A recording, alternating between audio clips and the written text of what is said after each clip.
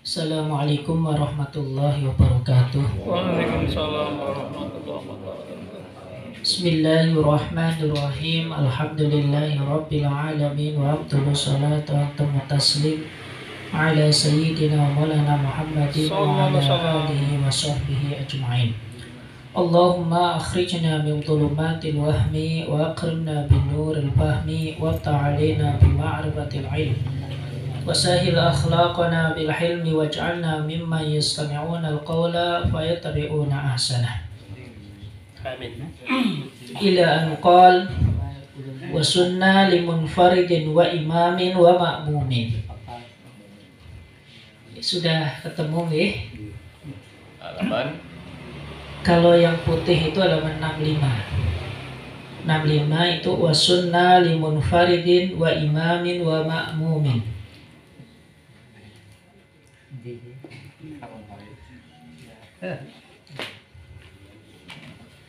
Bismillahirrahmanirrahim. Wa sunna limunfaridin wa imamin wa ma'mumin takbirun fi kulli khafdin wa raf'in lil ittiba'i. Dan disunahkan bagi seorang munfarid, ma'imam, makmum, takbir setiap kali dia ingin turun atau naik daripada ruku lil ittiba'i. Halaman 20. La fi raf'in min ruku'in. Tidak ketika dia bangkit dari ruku. Fal yarfa'u minhu qailan sami'allahu liman hamidah. Tetapi ketika bangkit dari ruku hendaknya mengucapkan sami'allahu liman hamidah. Wa sunnah madduhu ay takbiri.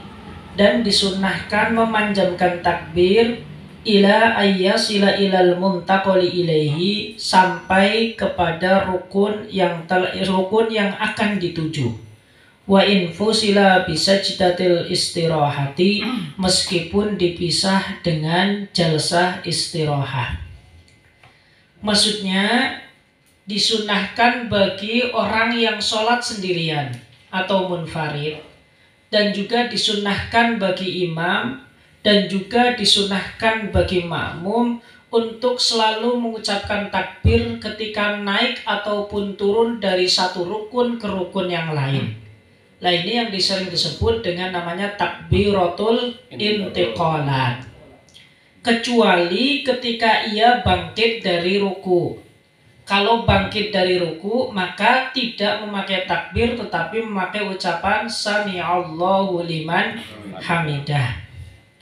Kemudian disunahkan pula takbir intiqalat tersebut dibaca panjang.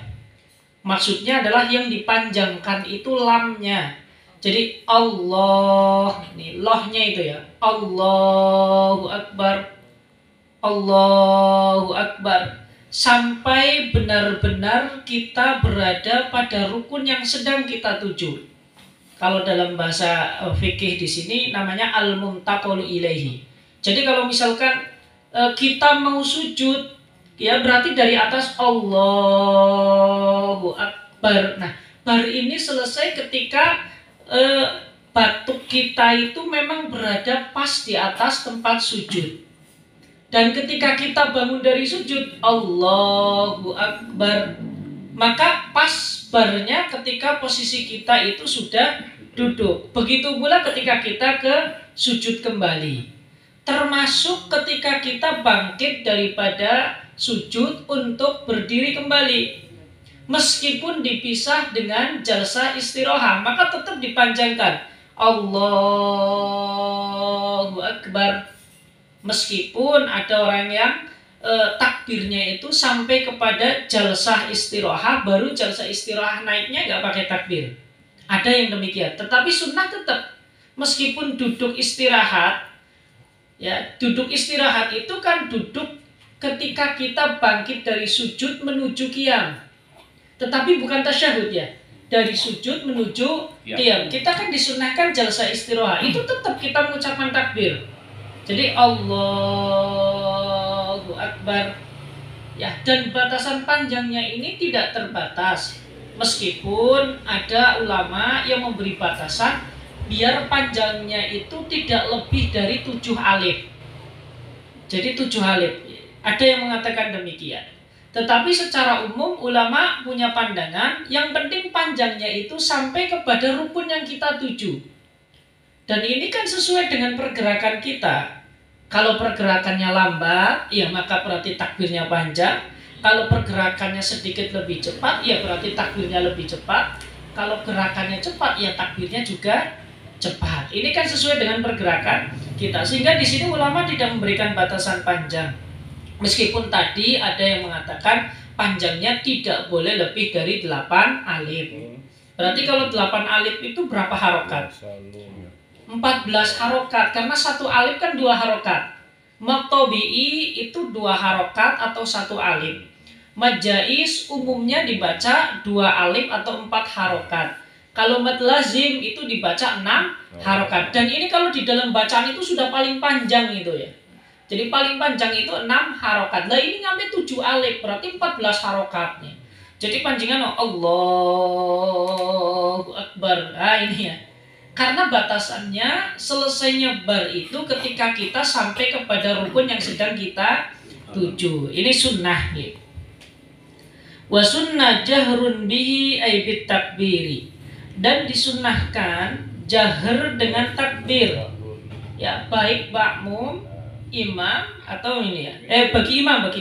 Dan disunnahkan jahar dengan takbir lil intiqali karena ingin berpindah dari satu rukun ke rukun yang lain, kataharrumi sebagaimana takbiratul ihram li imamin khusus bagi imam. Jadi kalau imam itu ya takbirnya keras, kalau makmum itu tidak, tetapi sir. Kalau ada kata jahar pasti lawannya adalah sir. Kalau jahar itu bisa didengar oleh orang lain, monggo sedang ditunggu. Waalaikumsalam. Kalau jahar itu didengar oleh orang yang ada di sekitar kita, kalau sir hanya didengar oleh kita. Kalau tidak didengar oleh siapapun, ya itu namanya bukan membaca. Ya, karena membaca itu ya minimal didengar oleh diri kita sendiri. Makanya lucu kalau sholat hanya menggerakkan mulut saja. Nah ini enggak, itu tidak sah, itu belum sesuai dengan standar itu ya. Wa kadza muballighin in ikhtija ilaihi. Begitu pula disunahkan mengeraskan bacaan bagi muballigh. Dulu itu kan di zaman Nabi itu kan belum ada pengeras suara ya. Jadi terkadang kalau imamnya sudah sepuh,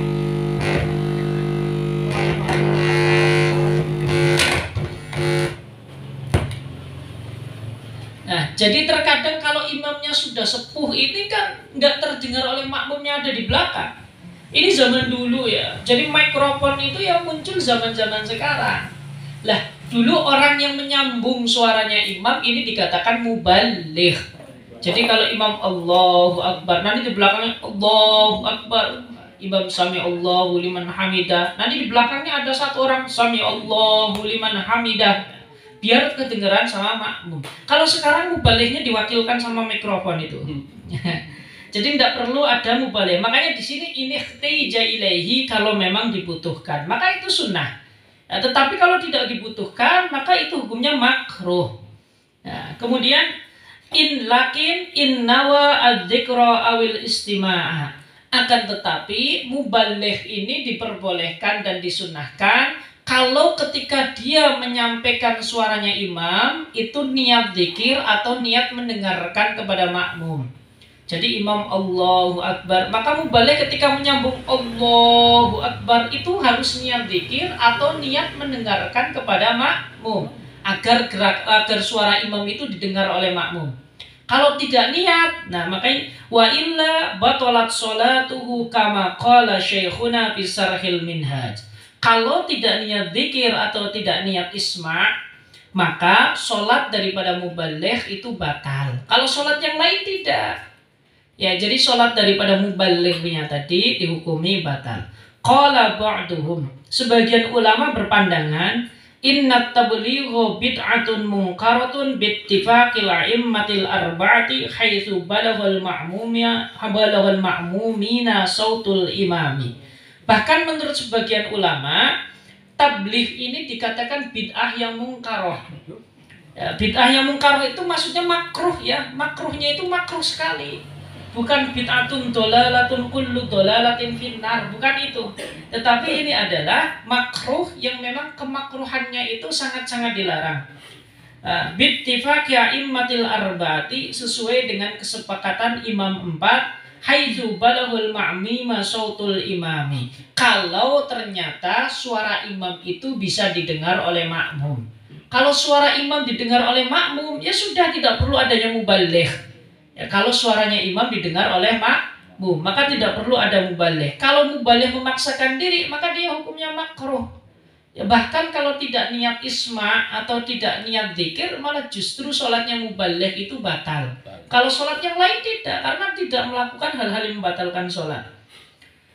Wa kuriha al-jahru bihi li ghairihi min munfaridin wa ma'mumin. Dan dimakruhkan mengeraskan takbir intiqalat bagi selain imam. Berarti kalau selain imam, ada kalanya posisi sebagai munfarid, ada kalanya posisi sebagai makmum. Jadi kalau sholat munfarid itu ya Allah Akbarnya nggak perlu keras-keras. Selain takbiratul ihram ya, takbiratul intiqalatnya nggak perlu keras-keras. Dari sujud ke sujud cukup Allahu Akbar, Allahu Akbar, Allahu Akbar. Tidak mesti harus kedengaran orang lain, tetapi cukup didengar oleh diri sendiri. Ini khusus bagi munfarid ataupun makmum. Wa khamisu arkanis sholati. Kemudian rukun sholat yang kelima. Nah, ini kan berarti sudah masuk rukun sholat yang kelima. Ruku'un. Adapun rukun sholat yang kelima yaitu ruku' bin hinain, dengan cara inhina. Inhina itu semacam ini ya. Inhina itu maksudnya dengan merundukkan kepala, tetapi batasannya bihaitsu tanalu rohatahu wa huwa ma'adal asabi'i minal kaffaini fala yakfi usulal asabi'i rukbataihi. Yaitu batasannya sampai kedua telapak tangan kita. Ya, telapak tangan selain daripada jari-jari. Ma'adal asabi'a atau ma'adal asabi'i. Jadi telapak tangan selain bagian dalamnya jari-jari. Ini sampai kepada kedua lutut kita. Ya, jadi ini batas minimalnya demikian. Pokoknya kalau telapak tangan ini sudah kita taruh di atas lutut, meskipun posisinya itu tidak terlalu lurus macam ini, itu sudah dikatakan cukup. Yang penting ini biasanya lumrahnya ke ruku itu jauh lebih dekat daripada ke berdiri. Ya. Jadi tidak mesti panjenengan harus membuat 90 derajat, tidak. Naik sedikit juga tidak apa-apa, karena batas minimalnya yang penting ketika kita ruku, telapak tangan kita itu sampai di atas lutut. Ya, telapak tangan itu ini ya. Nah, ini telapak tangan. Kalau ini namanya bagian dalam jari. Ya, maka ibrahnya ini ditaruh di atas lutut. Itu sudah cukup. Kemudian lau aroda wad'ahuma alaihima, kalau kita ingin meletakkan kedua tangan di atas lutut tersebut, inda tidalil hilqati, ketika tubuh orang itu dalam keadaan normal. Ya, tubuh normal itu ya tubuh idealnya kita, artinya tidak memiliki cacat. Kalau orang yang tidak normal, misalkan tangannya panjang, tubuhnya itu pendek, maka kan bisa jadi dia itu ruku ya, tetapi cukup tangannya sampai kedua lutut tetapi tidak miring. Kan ada biasanya orang yang ini sih, yang biasanya bungkuk gitu kan. Nah, itu namanya bukan dalam keadaan normal. Ya, ini kan tangannya bisa sampai bawah. Nah, maka itu tidak boleh. Hada huwa aqallur ruku'i. Ini adalah batas minimal ruku.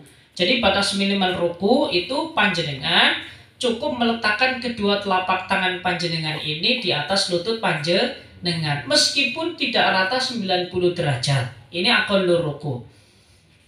Wa sunnah fir ruku'i taswiyatu dhahrin wa unuqin.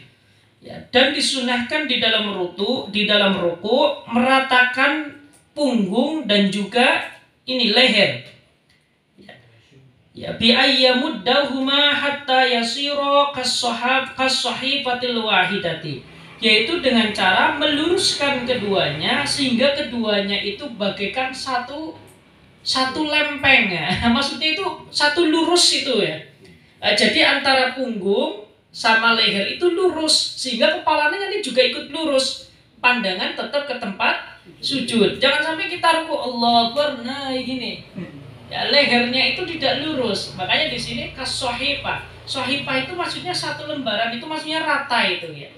Nah, itu sampai rata. Jadi antara bagian atas semuanya rata. Itu sunnah juga. Kalau ditanya batas minimalnya tadi yang disebutkan. Sunnahnya idealnya itu punggung, leher itu dibikin rata. Ya. Lil ittibai, karena mengikuti baginda Kanjeng Nabi sallallahu alaihi wasallam. Kemudian wa akhdhu rukbatayhi ma'a nasbihima wa tafriqiha, dan disunnahkan memegang dua lutut. Ini sunnah. Kalau tidak dipegang juga tidak apa-apa. Panjenengan ruku tangannya gamblek-gamblek, nggak apa-apa itu. Tapi dengan catatan tidak boleh gerak-gerak lebih dari 3 kali. Kalau tidak ingin meletakkan kedua telapak tangan di atas lutut. Catatannya boleh, hanya saja jangan sampai gerak lebih dari 3 kali. Jadi itu harus hati-hati. Maka aman itu ya digerakkan di atas lutut. Dan juga ma'an nasbihima, dengan meluruskan kaki. Kakinya dibuat lurus ya. Kan ada orang ruku tapi agak nekuk ini ya. Sunnah diluruskan ini ya. Nasbihima itu lurus. Kakinya ini antara paha sama betis itu jangan nekuk gitu. Jadi orang ruku kan ada yang sengaja nekuk gitu. Enggak, tetapi dipolkan lurus. Ini kalau bisa. Nanti kalau sudah terbiasa juga ini akan menjadi mudah. Wa tafriqihima, dan juga merenggangkan kedua kaki. Ya minimal adalah 1 siber ini ya. Jadi renggangnya 1 siber. 1 siber ini ya. Jadi kedua kaki berdiri itu minimal 1 siber. Termasuk adalah posisi di bawah. Ya, jarak antara dua kaki ketika kita berdiri ini, kaki kanan kaki kiri itu 1 siber, itu sunnah. Ya, terlalu sempit atau terlalu mepet, dipepetkan kaki kita keduanya juga mempersulit pergerakan. Terlalu lebar juga makruh, apalagi kalau sampai mentang. Nah ini kan. Jadi sunnah panjenengan berdiri ya. Jadi telapak kaki tangan dengan telapak kaki kiri itu jaraknya itu sunnah 1 siber. 1 siber itu segini lah, 20 cm itu cukup lah orang berdiri ya. Sakilan ini ya. Ini sekilan ini nih. Dan ini disesuaikan, jadi panjenengan kira-kira 20 cm lah panjenengan itu ya. Kisaran 20 cm. Ya jangan mentang-mentang ya. Apalagi kalau nginjek kaki orang ya, itu makruh nanti. Bikafaihi, dengan kedua telapak tangan ya. Ini maksudnya akhdhu rukbatayhi itu maksudnya memegang lutut dengan kedua telapak tangan, ma'a kashfihima, beserta dengan merenggangkan jari-jari tangan. Jadi panjenengan ketika memegang lutut dengan telapak tangan ini disunahkan direnggangkan jarinya. Jangan ini gini. Tetapi merenggangkannya juga yang normal, jangan semacam ini. Nah, ini berlaku di dalam ruku, sujud dan lain sebagainya. Jari-jari tangan itu diusahakan direnggangkan. Nah, ini berlaku di dalam ruku pula nanti ya. Direnggangkan secara normal. Ya, tidak terlalu menutup semacam ini dan juga tidak begitu melebarkan semacam ini. Tetapi normal saja ya, karena aktivitas sholat itu dibuat se-enjoy mungkin. Agama pun demikian ya, mengajarkan kepada kita untuk melakukan rutinitas ibadah itu ya memang harus se-enjoy mungkin, se-relax mungkin kita ya. Tidak ada pembebanan yang berlebihan daripada beban yang normal. Wa tafriqatu asabi'ihima tafriqan wasaton, dan juga disunahkan merenggangkan jari-jari tangan dengan secara normal ya. Normal itu ya tadi ya, tidak begitu menutup dan juga tidak berlebihan. Wa qauluhu subhana rabbiyal azim wa bihamdi, dan juga disunahkan membaca subhana rabbiyal azim wa bihamdi salasan, sebanyak 3 kali, lil ittibai, karena mengikuti baginda Nabi. Ini hadisnya ada ya, cuma ini diringkas ya. Wa qallu tasbihi fihi wa fis sujudi marratun. Batas minimal tasbih di dalam ruku dan juga di dalam sujud adalah 1 kali. Maksudnya batas kesunahan itu bisa didapat hanya dengan kita membaca subhana rabbiyal azim wa bihamdi 1 kali. Itu sudah mendapatkan kesunahan. Kalau 3 kali berarti kesunahannya itu double. Kesunahan aqallur rukunya juga dapat, kesunahan taslisnya juga dapat. Jadi itu kesunahan ganda. Walau binahwi subhanallah, meskipun dengan ucapan subhanallah. Jadi kita ruku sujud hanya mengatakan subhanallah, subhanallah, itu juga sudah dianggap cukup dan sudah dianggap mendapatkan kesunahan. Wa aktsaruhu ihda asyrata. Adapun maksimal daripada tasbih 11 kali. Panjenengan ruku tasbihnya 11 kali boleh. Ya minimal itu 1, sunnah itu 3, maksimal 11 kali. Wa yazidu man marra nadban, dan disunahkan bagi imam ataupun munfarid ataupun makmum disunahkan menambahkan doa Allahumma laka raka'tu, yaitu doa Allahumma laka raka'tu wa bika amantu wa laka aslamtu khasha'a laka sam'i wa basari wa mukhi wa 'azmi wa 'asabi wa sya'ri wa bashari wa mastaqallat bihi qalbi lillahi qadami lillahi rabbil alamin. Ini disunahkan ya. Allahumma laka raka'tu, ya Allah kepada engkau kami ruku. Wa bika amantu, dan kepada engkau kami beriman. Wa laka aslamtu, dan kepada engkau kami pasrah. Ya, khasha'a laka sam'i, ya. Pendengaranku khusyuk mendengarkan engkau. Pandanganku wa basori khusyuk melihat khusyuk kepada engkau. Maksudnya khusyuk itu maksudnya ketika kita melihat sesuatu itu yang terbayang itu adalah Allah. Jadi selalu dikontrol itu, merasa terkontrol. Wa mukhi, dan pikiranku, wa admi, dan tulangku, wa asobi, dan rusukku, wa sya'ri, dan rambutku, wa bashari, dan kulitku.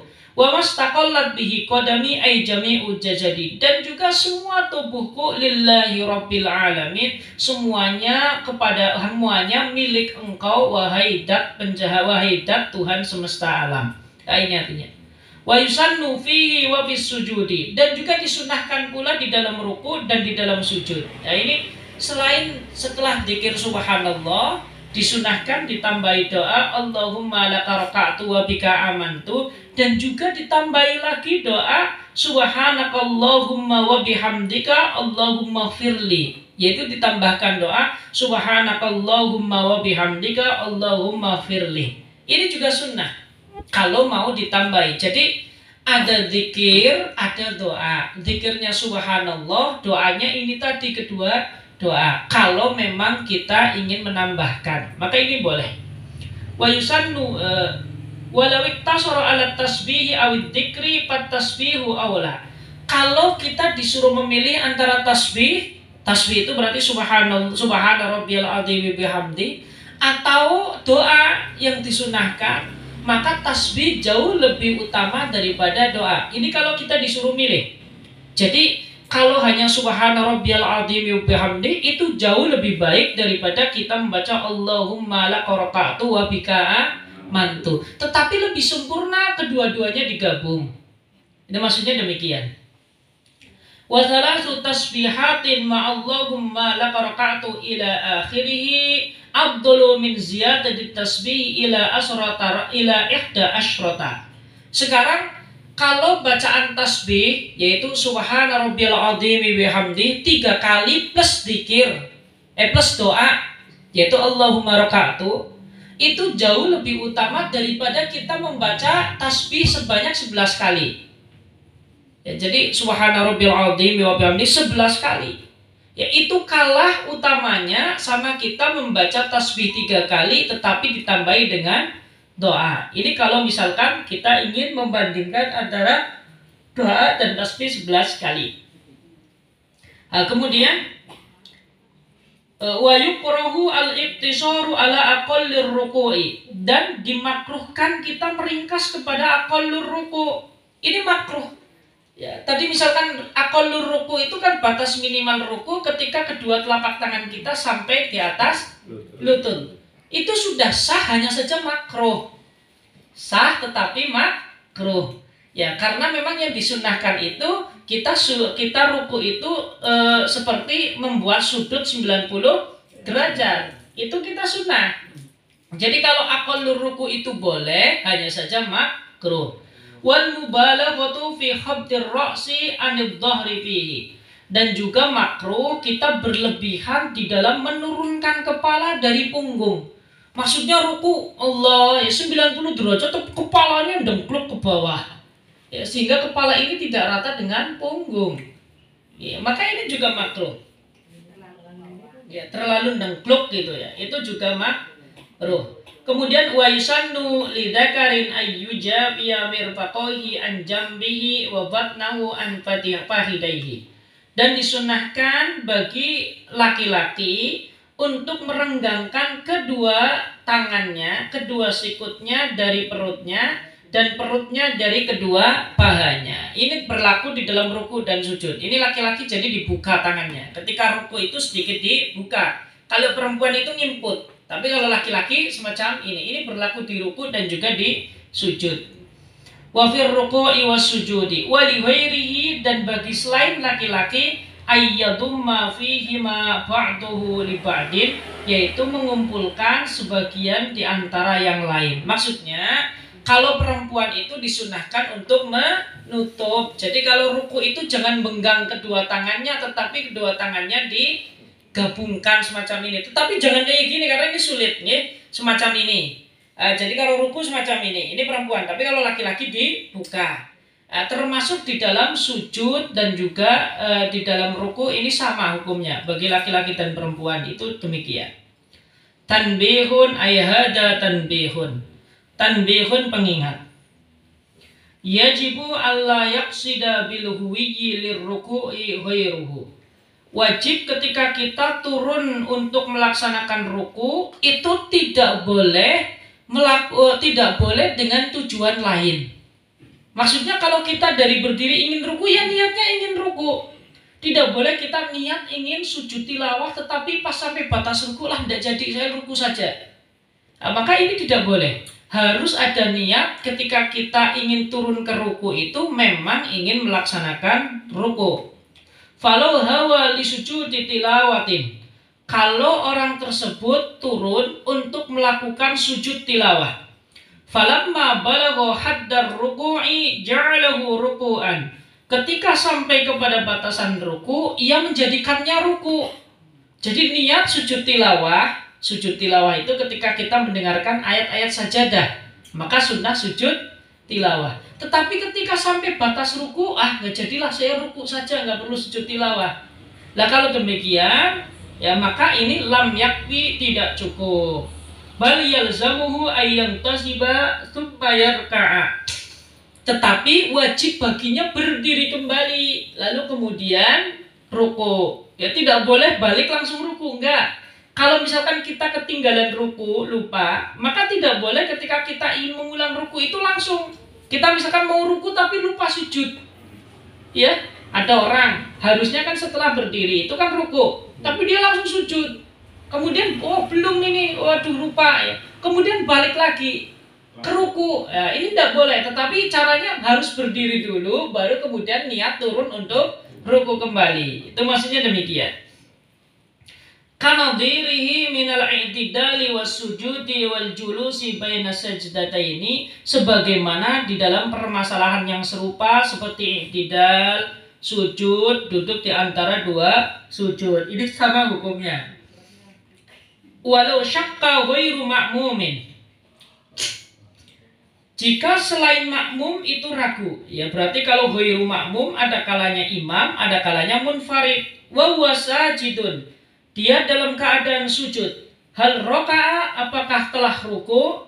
Lazimahu al-intisabu fawran tsumma ruku'. Maka wajib bagi dia untuk segera berdiri dan kemudian melaksanakan ruku. Wala yajuzu lahul qiyamu raqi'an. Tidak boleh dia itu berdiri langsung menuju ruku. Ini tidak boleh. Maksudnya demikian. Sedang sujud ragu, tadi saya ruku atau tidak ya? Ya, kalau ragu demikian maka dia harus berdiri lalu kemudian ruku. Tidak boleh sujud misalkan ragu, saya belum ruku. Nah, berdiri tetapi langsung ruku. Tidak iktidal dulu. Kalau semacam ini maka tidak boleh. Itu bab terkait tentang ruku. Wasadisuha, adapun yang keenam daripada rukun sholat adalah i'tidalun i'tidal. Walau fin naflin, meskipun di dalam sholat sunnah. Ini juga harus. Alal mu'tamadi, menurut pandangan yang mu'tamad. Wa yatahaqqaqu bi'udin ba'dar ruku'i libad'in bi'ayyauda lima kana alaihi qablar ruku'i. Kemudian i'tidal ini nampak bi'audin dengan kembali ba'dar ruku'i, setelah ruku, libad'in untuk memulai. Ya, libad'in pada posisi ketika kita memulai. Bi'ayyauda lima kana alaihi qabla ruku'ihi, yaitu kembali kepada posisi kita sebelum kita ruku. Itu i'tidal. Maka kalau berdirinya tegak, maka setelah ruku i'tidalnya juga harus tegak. Kayak kalau misalkan berdirinya saja sudah geong karena memang faktor umur, maka setelah ruku kembalinya lagi seperti posisi semula. Nah, itu baru itu dikatakan i'tidal. Qa'iman kana au qa'idan, meskipun sholatnya itu dalam keadaan berdiri atau dalam keadaan duduk. Ya, dalam keadaan duduk ini bisa jadi karena memang tidak mampu berdiri, atau bisa jadi karena memang sedang di dalam sholat sunnah.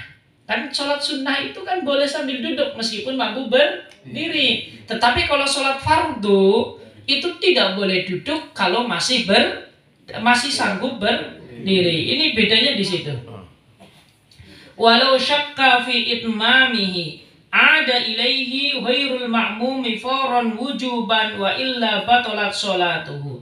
Kalau syak di dalam kesempurnaan i'tidal, jadi ragu, syak itu ragu. Ini saya i'tidalnya sudah sempurna atau belum ya? Atau ini saya sudah i'tidal atau belum ya? Kalau demikian, bagi selain makmum, berarti ada kalanya imam, ada kalanya munfarid, maka wajib untuk kembali